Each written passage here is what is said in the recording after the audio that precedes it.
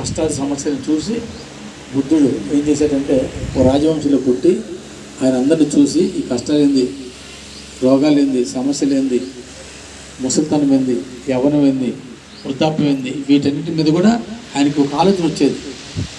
ముసలిని చూసి ఇదేంటి పాపం ఇలా ఉన్నారు, చచ్చిపోయి చూసి ఏం చచ్చిపోతున్నారు, వీళ్ళు తెలియదు ఆయనకి.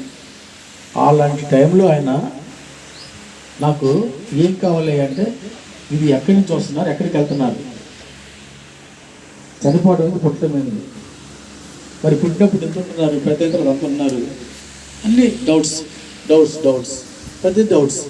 ఈ డౌట్స్ క్లియర్ అవ్వాలంటే ఏం కావాలని చెప్పని ఆయన అంతర్ముఖంగా చాలా చాలా మదన పడతాడు.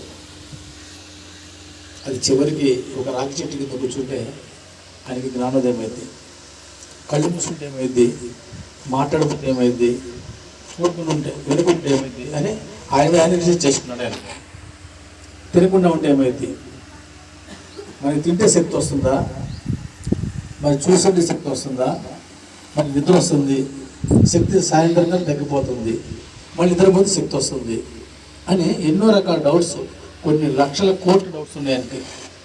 ఆ డౌట్స్ మొత్తం కూడా